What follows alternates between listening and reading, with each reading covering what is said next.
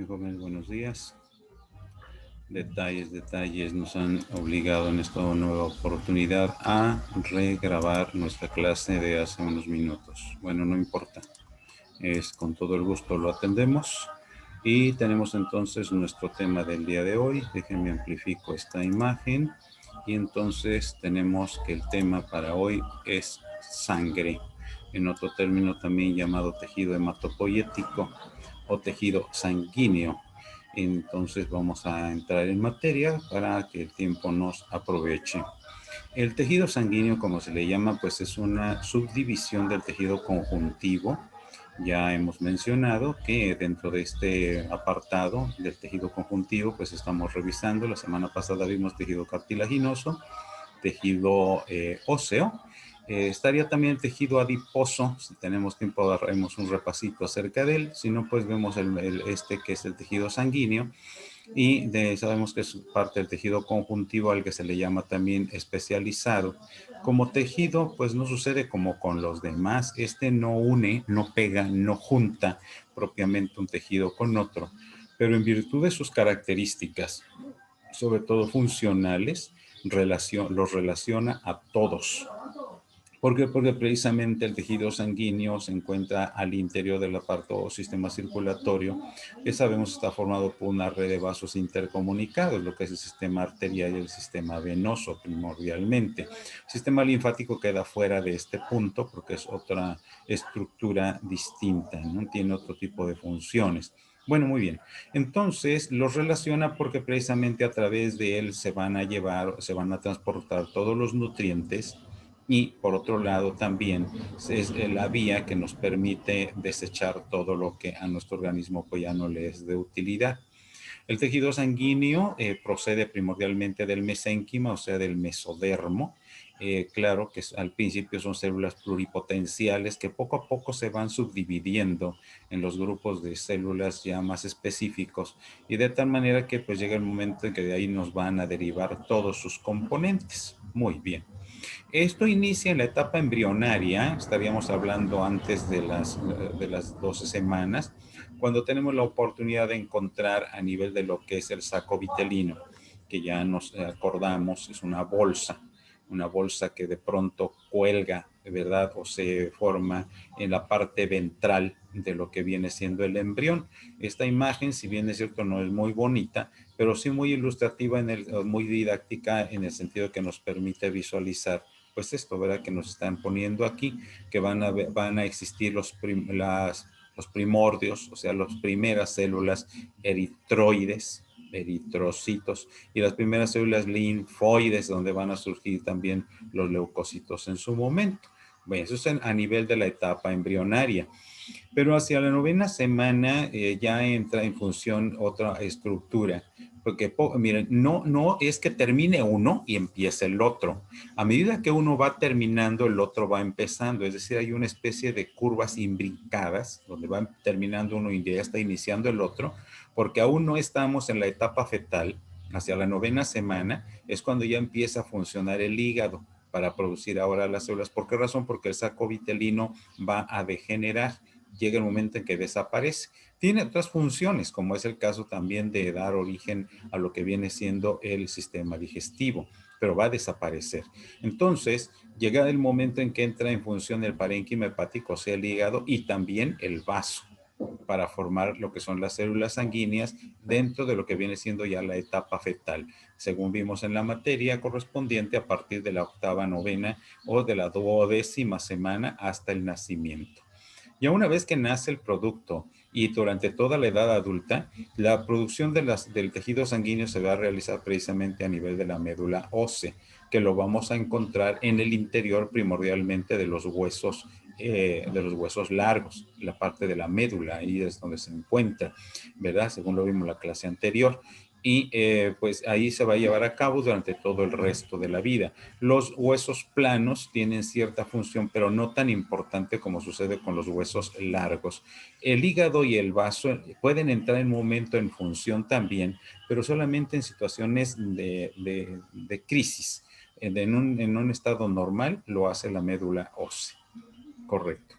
Bueno, esta es una información nada más para que nos quede un poquito claro la cuestión de los tiempos, ¿verdad? Cómo inicia todo a nivel del saco vitelino, continúa después el hígado primordialmente junto con el vaso, y finalmente, pues ya la producción de la sangre descansa a través del sistema o del proceso que se llama hematopoiesis, ya todo va a descansar a nivel de los huesos, donde van a surgir todos estos elementos formes. Correcto. El tejido sanguíneo tiene una consistencia viscosa, o sea, no es totalmente líquido, es un poquito espeso, ¿verdad? Dice aquí 4 o 5 veces más densa que el agua, y esta consistencia se la proporciona a las proteínas que contiene, y también tiene un color. Todos conocemos el color de la sangre.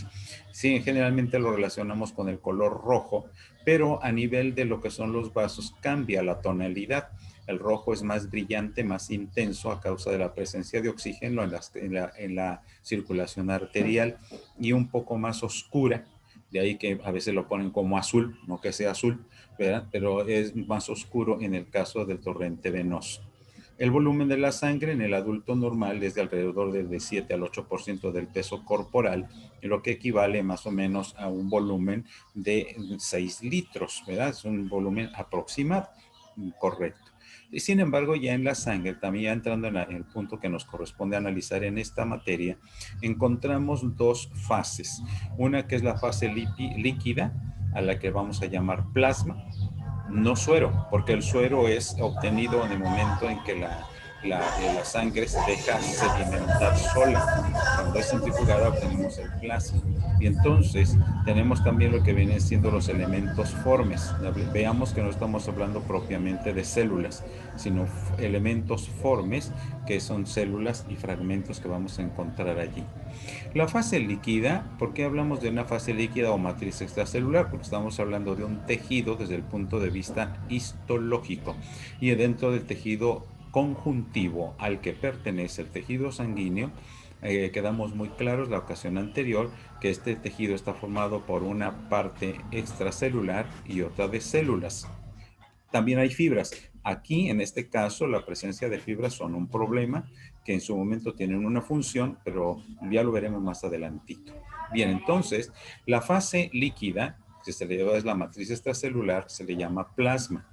Y la fase forme, veamos, recalcamos, no propiamente células, es la que está conformada por las células propiamente dichas, que son las únicas células de la sangre, son los glóbulos blancos o leucocitos, y por fragmentos celulares, que son los eritrocitos y las plaquetas. ¿Por qué les llamamos así? Porque las plaquetas, según vieron ustedes en la tarea que se les dejó, las plaquetas son pedazos, trozos o fragmentos de una célula muy grande que se llama megacariocito, de donde derivan. En cambio, los eritrocitos, estos ya no pueden llamarse células porque ya en la circulación de una manera normal, o sea, en la sangre de una persona sana, los eritrocitos no tienen núcleo, y algunos otros organelos también hacen falta. Entonces ya no puede llamarse célula. Fue célula en tanto estaba en su etapa de formación y maduración, pero una vez que salen ya de reticulocitos de la médula ósea, ya no son células. Se les llama eritrocitos. Muy bien. Entonces, estamos comentando y veamos ahora algo acerca del plasma sanguíneo, que nos va a llevar una cosa de unos 10 minutos o 15 tal vez. Es un fluido, el fluido extracelular de la sangre, comprende el 55% del volumen total. Aclaramos, 55% del volumen total de la sangre. Es decir, si hablásemos de una persona con 6 litros de sangre, el 55%, que viene equivaliendo más o menos a 300, ¿qué serán? 6 litros, 6 por 5, 30, como cosa de 370 mililitros, es lo que le corresponde a la plasma. El resto está formado por los otros elementos. Bien, entonces tiene un color que no es propiamente blanco, tampoco es amarillo intenso, por eso de ahí el nombre de ambarino claro, y el pH es algo que también debemos de considerar, ligeramente alcalino, porque no está en el 7, pero la desviación es hacia la alcalinidad, 7.3 a 7.4, según lo comentábamos ya en la materia de histología. El plasma sanguíneo está formado también, aparte del agua que existe, que es una parte importante, vamos a encontrar sustancias inorgánicas, como es propiamente el agua, gases, oxígeno o dióxido de carbono, según el caso, sales minerales, que también aquí pues se les va a llamar electrolitos.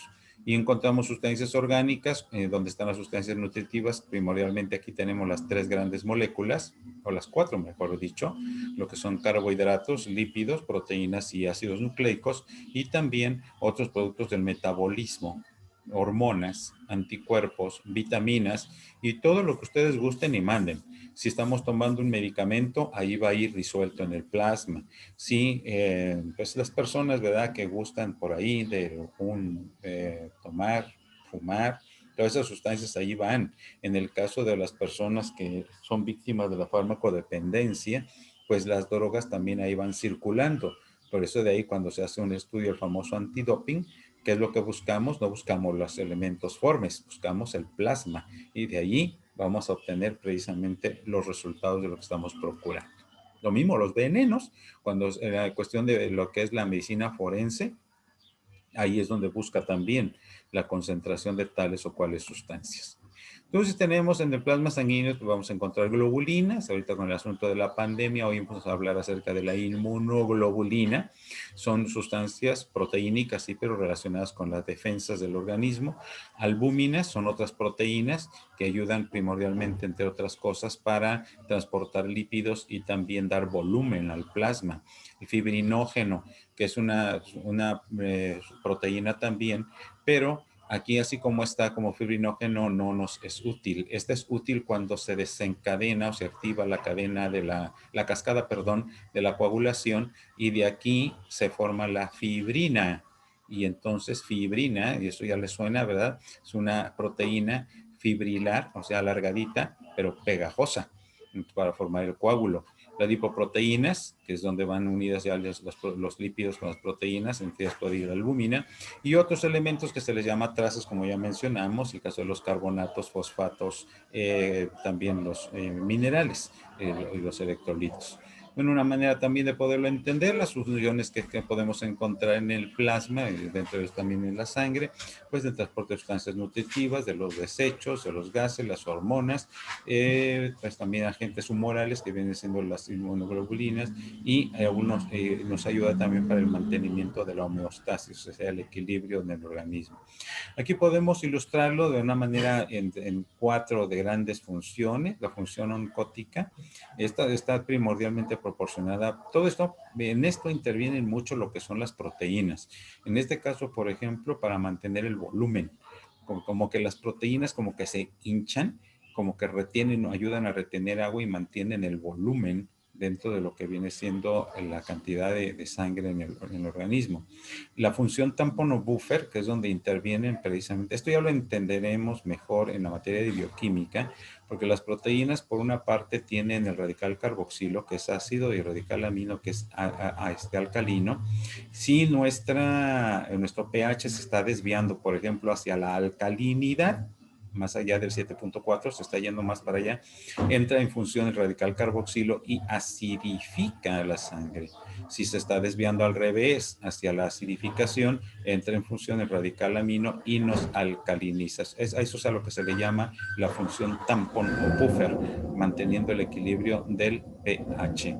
La función reológica, esto es para que mantenga la viscosidad de la sangre, y con esto también mantiene cierta distensión a nivel de los vasos sanguíneos y colabora de manera un tanto directa con lo que viene siendo la presión dentro de los vasos, y por lo mismo que nosotros medimos como la presión arterial. Por otro lado, ya dejando un poquito a un lado las proteínas, también encontramos la función electroquímica, donde entran ya de manera directa en función tanto el agua como los electrolitos, para mantenernos precisamente esa concentración de iones tanto dentro como fuera de lo que es el torrente sanguíneo. En un tubo de ensayo podemos nosotros concentrar algo de sangre, y ya vemos que en su momento se separan dos grandes fases. La parte más líquida, que queda hacia la parte superior, 55% dijimos que es propiamente el plasma con todos sus componentes, y en la parte inferior vienen quedando los elementos formes, no propiamente células. Este dato hay que corregirlo. 45%, donde están los leucocitos, las células propiamente dichas, las plaquetas y los demás nutrientes que de pronto también se alcanzan a precipitar. Aquí esto lo dejamos como un material de consulta. para comprender un poquito, ¿verdad? Porque todo esto es bioquímica, para entender lo que son las globulinas, que las sintetiza el hígado y nos ayudan precisamente para formarnos lo que vienen siendo los anticuerpos y que nos ayudan contra los procesos infecciosos. El fibrinógeno, cuyo papel importante lo tenemos precisamente en el proceso de la coagulación. Las albúminas también, que nos ayudan para el transporte de lípidos y el transporte también de las hormonas esteroides. Intervienen también en lo que acabamos de comentar, el sistema buffer, equilibrando los cambios del pH que se pueden llegar a dar en un momento dado. Y la presión oncótica, porque la sola presencia de la albúmina dentro de lo que viene siendo el torrente vascular nos ayuda a mantener ese equilibrio y esa presión interna a nivel circulatorio, que interviene también en lo que se refiere a la transfusión o la irrigación de los diferentes órganos. Las lipoproteínas, que nos ayudan con el transporte de los lípidos sobre todo, y que son importantes también en el proceso del ayuno. Tenemos también, por otro lado, los otros componentes que ya comentábamos, ¿verdad? Bueno, aquí se nos hace mención acerca de la urea, que si bien es un desecho, pero no tiene otro lugar por donde transportarse, sino es que a través de la sangre, precisamente. Una mención de los puntos o de las funciones también que encontramos en este elemento importante, que es la matriz extracelular del tejido sanguíneo. En la coagulación, es un proceso o mecanismo de defensa que precisamente nos va a ayudar en el momento en que tenemos una solución de continuidad, generalmente una cortada, una raspada, ¿verdad? Y que tenemos la extravasación, en este caso de sangre, pues esto no podemos permitir que esté sucediendo, entran en función estos mecanismos que nos ayudan para formar el coágulo.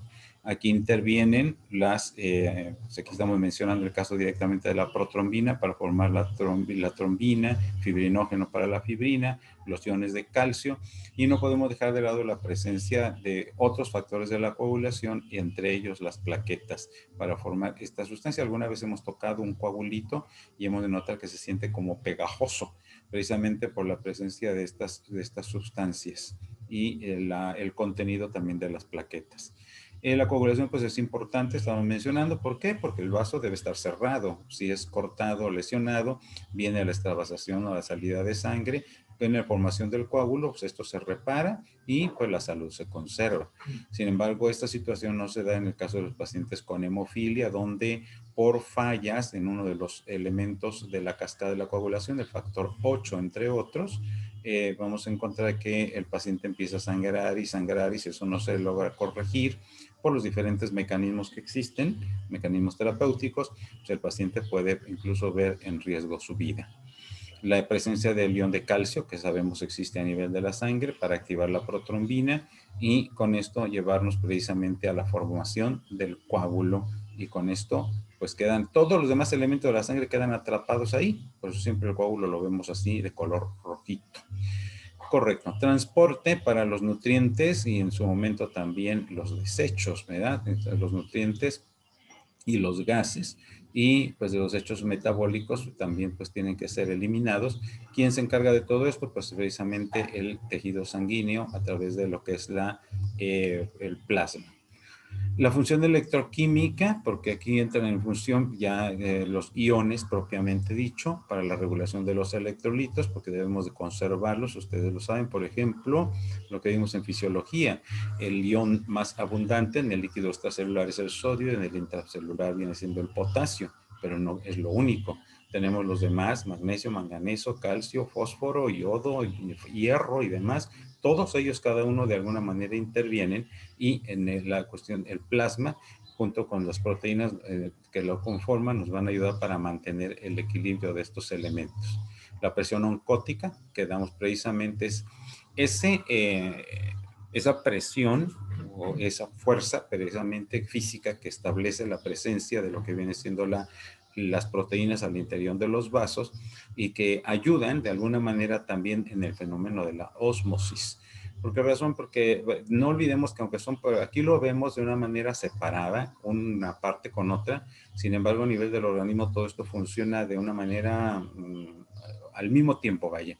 En el momento en que las proteínas ejercen su presión, su fuerza, están presentes los electrolitos, está presente el agua, en una concentración dentro de la célula, en otra fuera de la célula, en otra dentro del vaso sanguíneo, pero debe existir un equilibrio entre todos para que todo esto pueda funcionar y el agua pues también tenga su propio movimiento. Sabemos que la ósmosis se refiere primordialmente al movimiento del agua a través de una membrana semipermeable, que de esta como ejemplo claro o típico lo tenemos en la membrana celular. Entonces la ósmosis nos va a manejar esa situación, ¿verdad? El movimiento del agua de un espacio a otro, primordialmente el intra y el extracelular. Sin embargo, en la cuestión de la permeabilidad, la presión oncótica, que es ejercida por las proteínas y también tiene influencia sobre el movimiento del agua, este se va a dar desde el líquido intersticial al interior de los capilares sanguíneos. El líquido intersticial es pues, al que conocemos como líquido extracelular, que está obviamente en el espacio extracelular y se tiene que estar moviendo también de ahí hacia el interior o hacia el exterior de los vasos sanguíneos. No nos olvidemos que estamos aquí hablando de una estabilidad dinámica, ¿verdad? O más bien inestabilidad dinámica, porque siempre hay movimiento. De pronto abunda más en un lado, abunda más en el otro, pero en ese constante ir y venir, el equilibrio es importante que se conserve, que se mantenga. Bien, aquí dejamos esta información para que la puedan ustedes consultar como un complemento de lo que estamos mencionando, y el fin de todo esto es mantener el volumen plasmático y el volumen total de la sangre de una persona. Si estos volúmenes se alteran, ¿por qué razón? Porque podemos seguir teniendo los 6 litros, pero si esos 6 litros, lejos de ser el 55% de plasma, ahora resulta que, bueno, de 55%, el mayor volumen es de agua, esto va a ser problemas. No, la concentración debe de conservarse para que exista precisamente esa estabilidad dinámica de la que estamos comentando. El plasma sanguíneo tiene diferentes usos. Tenemos usos clínicos y usos incluso hasta estéticos, ¿verdad? Precisamente los usos clínicos, pues precisamente en la transfusión, como estamos viendo aquí, ¿verdad? Ayudando también en un momento dado para favorecer la cicatrización en algunos pacientes, sobre todo pacientes quemados, para ayudarles a recuperarse. Los pacientes hemofílicos, ¿por qué razón? Porque en el plasma van disueltos los elementos que intervienen en el proceso de la coagulación, y también las inmunodeficiencias, pues también eso les puede ayudar mucho.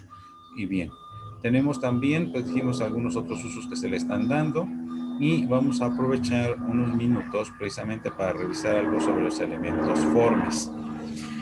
Tenemos propiamente 3 puntos aquí. Uno, la serie roja, a la que llamamos glóbulos rojos, eritrocitos o hematíes. Ojo, son términos diferentes, pero estamos hablando del mismo componente, ¿sí? La serie roja, donde va la hemoglobina, glóbulos rojos, eritrocitos o hematíes. La serie blanca, donde están los glóbulos blancos o leucocitos. La raíz leuco significa blanco, cito de célula. Entonces, serie blanca, glóbulos blancos, y que estos son las únicas células que hay circulando en la sangre sana, la sangre normal. Y las plaquetas, que también se les llama trombocitos. Correcto. Aquí quisimos traer este copy-paste tal cual, precisamente porque nos ayuda de una manera muy rápida y general a comprender el asunto de los grupos sanguíneos. Los grupos sanguíneos, muchachos, dependen de cierta estructura molecular que se presenta en los glóbulos rojos.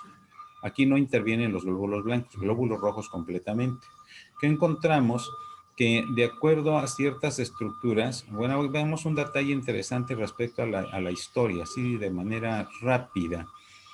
En toda la historia de la humanidad ha habido accidentes, agresiones, situaciones que se llegan a dar, donde la persona empieza a perder sangre.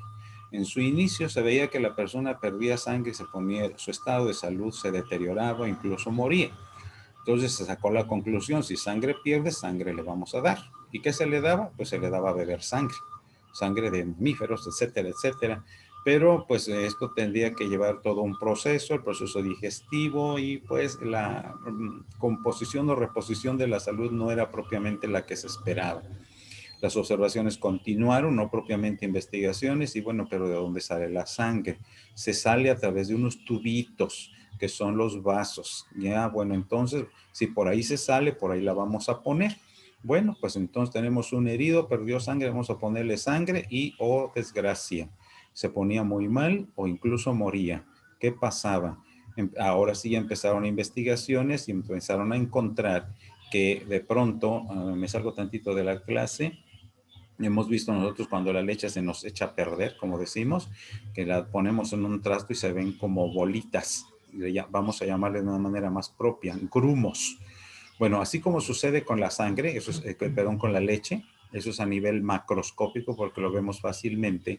Lo mismo sucede con la sangre cuando no pertenece al mismo grupo. Y entonces se le ponía sangre y se moría. ¿Y qué pasó? Empiezan las investigaciones y ven que entonces juntando una sangre con otra, a veces se veían como que se formaban bolitas muy pequeñitas. Entonces esos son grumos, que indicaba que los eritrocitos se apelotonaban entre ellos mismos. ¿Qué es lo que indica eso? Que esa sangre no es compatible. Empiezan más investigaciones ya con la ayuda de microscopio y algunos otros procesos químicos y entonces se encuentra esto, que existen básicamente cuatro tipos de eritrocitos, considerando precisamente la presencia o ausencia de cierto tipo de proteínas. Y aquí vamos. Encontraron que cierto grupo de eritrocitos tenían la presencia de una proteína muy particular a la que le llamaron A. Entonces, esta se le va a llamar sangre o grupo, eritrocitos de grupo A. Otro grupo resulta que tenía una proteína distinta. Pues, ¿cómo le llamaremos? Llamémosle B. O entonces grupo B. Otro más resulta que tiene las dos. Ándele, este fue el ganón. Entonces, A y B, ¿cómo le llamaremos? No nos compliquemos la vida. Grupo AB. Pero resulta que hay otro que no tiene nada. Algunos le llamaron 0, otros le llamaron O. ¿Y por qué razón? Porque no tiene ni la A ni tiene la B. Entonces, grupo A, B, AB y O 0. Muy bien. Entonces, pues ahora vamos a transfundir, ¿verdad? Si se lastimó el paciente, está herido, vamos a ponerle, ¿qué grupo es? Pues que es grupo B. Pongámosle B y problemas también. Bueno, pues ¿qué es lo que sucede? Digo, estoy abreviando porque el tiempo es breve en estos casos. Entonces, ¿qué es lo que pasa? Y se dan a la tarea de investigar un poco más y resulta que en el mismo eritrocito se encuentra otra proteína a la que le llamaron factor RH. ¿Por qué? Porque en la primer sangre donde se encontró fue en un mono africano llamado mono Rhesus RH, de ahí la abreviatura factor RH y resulta que el ser humano también la tiene. Entonces, en los que tenemos el RH, se nos dice RH positivo y en los que no lo tienen RH negativo. Y entonces, ¿qué tenemos? Pues resulta que ya no hay 4 grupos sanguíneos, tenemos 8, porque hay A positivo, es decir, ARH positivo, ARH negativo, BRH positivo, BRH negativo y así sucesivamente. Entonces ya no fueron 4, son 8, pero resulta que entre esos 8, cuando se trata de donaciones, bueno, afortunadamente ustedes no tienen que complicarse la vida con esto se lo dejamos a los médicos, ¿verdad? Resulta que no podemos darle de una sangre a todos, ni pueden recibir todos de todos. El único que puede recibir de todos es precisamente el grupo AB positivo y el único que puede darle a todos es el O negativo. Este es el punto interesante que tenemos aquí, cuestiones ya clínicas de transfusión. Pero vemos también esto en otro sentido. Bueno, quiero aclararlo, también existen otros subgrupos de aquí, de tal suerte que ustedes habrán escuchado que cuando se hace una transfusión, lo primero que se pregunta es el grupo sanguíneo del paciente y después de esto, antes de transfundir, siempre se hacen lo que se llaman pruebas cruzadas, porque de aquí todavía existen subgrupos que llegan incluso a causarnos ciertos problemas. Habrán escuchado de transfusiones que inician muy bien y a la mitad o en cierto momento tuvo que suspenderse y pues esa sangre ya no se va a ocupar con nada, tiene que desecharse porque ya no es útil precisamente para otro paciente por esos subgrupos. Aquí tenemos un esquema de los grupos, ¿verdad? Eritrocitos A, B, AB y 0, o 0 porque no tiene nada, o grupo O. Y pues ya al cruzarlos no podemos mezclarlos como se nos ocurra. Tenemos que ver la manera de hacerlo para evitarnos contratiempos, porque a esto hay que agregarle el factor RH. En otro orden de atenciones tenemos que revisar un poquito acerca de las plaquetas o los trombocitos. Aquí este dibujo está muy bonito. Entonces vendría siendo un eritrocito, ¿verdad? Que vemos que es redondo, pero no esférico. ¿Por qué razón? Porque en el centro está hundido, ¿verdad? Es cóncavo. Precisamente esto le ayuda para que pueda transportarse fácilmente en todos los capilares, incluso los más delgaditos, sin que se rompa. Aquí tenemos a un lado lo que vendría siendo un esquema de las plaquetas. Son trozos, ya dijimos, de megacariocitos, y estas son las que intervienen en el proceso de la coagulación. Cuando estas se rompen, pues esto es una cascada, se le llama, porque al romperse estas activan el calcio activa la fibrina a la trombina, y así se la van llevando para formar finalmente el coágulo. Podemos encontrar problemas con las plaquetas y cuando tenemos exceso de ellas, o también cuando las plaquetas no están funcionando de manera adecuada o no tenemos la cantidad suficiente, ¿verdad? Por exceso o por insuficiencia. Y conocemos de manera amplia el asunto del dengue hemorrágico. Un problema que tenemos aquí es que las plaquetas se nos vienen abajo, se van destruyendo y el paciente pues ya no tiene manera de coagular cuando se llega a necesitar. Por otra parte, en la tarea ustedes habrán visto todo este asunto, ¿verdad? De la cuestión de las líneas, de los elementos formes de la sangre. Por un lado, la línea eritrocítica, que es de donde, partiendo del proeritroblasto a nivel de la médula ósea, vamos a llegar a la formación finalmente de los eritrocitos.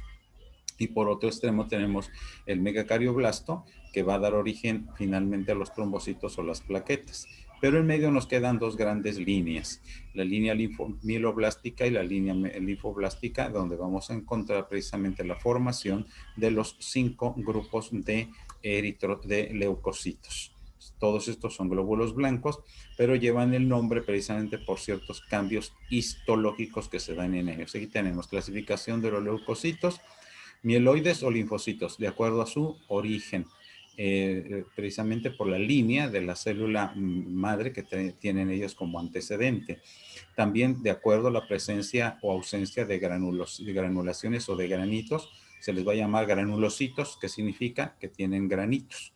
A granulocitos, ustedes saben, el prefijo A significa privación, que no tienen esos granitos. Vamos a verlo. Aquí están. Notemos, estos tres tienen granitos en su citoplasma. Son dibujos, es cierto, pero de alguna manera nos ayudan a entender el asunto. Y por otro lado, vean estos, se ven completamente su citoplasma liso. Lo que está en el centro es el núcleo, ¿verdad? Regresemos. También se clasifican de acuerdo a la forma del núcleo, polimorfonucleares y mononucleares. Muchos, morfoforma nuclear, núcleos de muchas formas, y mononucleares, una sola forma de núcleo. Y pues también según su función, si son fagocitos o si son inmunocitos, o sea, que se dedican a la formación de inmunoglobulinas o la síntesis de inmunoglobulinas. Bien, entonces de acuerdo al núcleo, notemos, ¿verdad? Estamos acostumbrados a ver el núcleo más o menos en esta forma, ¿no? Así, siempre lo dibujamos así, esférico o redondo. Sin embargo, notemos en el caso de los leucocitos, hay variantes. Aquí vemos los polimorfonucleares, muchas formas. Vean, eso parecen audífonos de esos grandotes como los que usaban los aviadores, ¿verdad? Y no son muchos, es un solo núcleo. Esta cintilla que vemos aquí está uniendo las dos partes, un núcleo bilobular. Esto es un núcleo trilobular, o también en forma arrosariada que se le llama. Es el mismo núcleo, pero de forma diferente. Aquí está otro distinto, ¿sí? Polimorfonuclear y monomorfonuclear, de acuerdo a este también entraría dentro de los polimorfonucleares, y el mononuclear. Pero, y la separa, ¿qué cosa? La cuestión del citoplasma, granulocitos y agranulocitos. Entonces los granulocitos son tres: el basófilo, neutrófilo y el eosinófilo, y como agranulocitos, el monocito y el linfocito, que son precisamente los 5 grupos de leucocitos que tenemos en nuestra sangre de la persona adulta. Los químicos, y primordialmente médicos, sobre todo los hematólogos, médicos internistas o urgenciólogos, es muy interesante saber cómo están clasificados los leucocitos, las cantidades o los porcentajes que tenemos como parámetros en la sangre normal, y también la función que realizan. El neutrófilo primordialmente es comelón, se dedica a la fagocitosis. El eosinófilo aumenta, se llama esto una eosinofilia, aumenta el porcentaje cuando el paciente es víctima de una parasitosis o procesos alérgicos. Los basófilos también aumentan en procesos de inflamación, pero también pueden disminuir, ¿eh? Y sobre todo, si estos aumentan de una manera muy desproporcionada, pues nos referimos, por ejemplo, en el caso de la leucemia, que es el cáncer de la sangre. Mucho leucocito, leucemia, leu, blancos, hemos, sangre blanca, se ve muy pálida, sí, porque aumenta mucho la fórmula blanca. Los granulocitos son también comelones, y los linfocitos, que son de la inmunidad específica, es donde encontramos los linfocitos B y los linfocitos T, que son los que se dedican a producir los anticuerpos. Hablando de la fórmula roja, en clínica, ¿verdad? A nivel de laboratorio, notemos que los eritrocitos son medidos y varía según, estamos viendo aquí en este caso, hay variaciones según el sexo y también según la edad, según el estado clínico de las personas, esto varía. Estos valores son los que se consideran como normales en una persona sana. En el caso del hombre, de 3.9 a 5.6 millones por milímetro cúbico. En el caso de la mujer, perdón, al revés, masculino, así, y a ver, mujer, hombre. Entonces, en este caso, vemos, ¿verdad? En el caso del hombre, siempre la cantidad de eritrocitos es mayor, de 4.5 a 6.5 millones por milímetro cúbico. Y pues estos ya son otros parámetros que también se valoran en el caso ya para saber exactamente en qué condiciones se encuentra nuestra fórmula roja. De aquí es donde se saca la determinación si el paciente padece anemia y qué tipo de anemia. Cuando hablamos de una anemia hipocrómica, que indica que el color de los eritrocitos está bajo, están pálidos, tienen poca hemoglobina, y entonces ya se ven estos otros valores y se cruza toda la información para saber exactamente hacia dónde orientar el tratamiento. La fórmula blanca. En el trabajo que se les dejó de tarea, habrán oído que se mencionan los segmentados y las bandas. Estos son células jóvenes, pero que se tiene la tolerancia de que algunos estén circulando en sangre, ¿verdad? Pero los más importantes pues vienen siendo todos estos, que son los que tienen ya, son los maduros y nos ayudan precisamente en la función. Este es el volumen, el valor de referencia total, estamos hablando de leucocitos, de 5.000 a 10.000 por milímetro cúbico, ¿verdad? Y aquí están los 5 grupos, estos son los jóvenes, y finalmente tenemos aquí lo que viene siendo las plaquetas. Este es el valor considerado como mínimo normal. Los pacientes con dengue hemorrágico, sus valores pueden bajar hasta 100.000 o a veces hasta 80.000, pues estos pacientes andan mal, con problemas. Por último, jóvenes, tenemos aquí una referencia de lo que viene siendo la biometría hemática.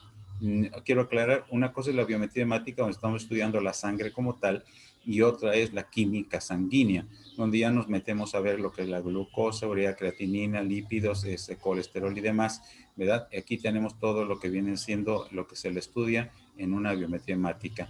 Hoy pues es un tanto cómodo porque ya el laboratorio nos da los parámetros considerados como normales. Esto viene siendo lo que tenemos nosotros como el resultado del paciente, y el mismo laboratorio en algunos casos nos da incluso estos valores, dice estos están bajos.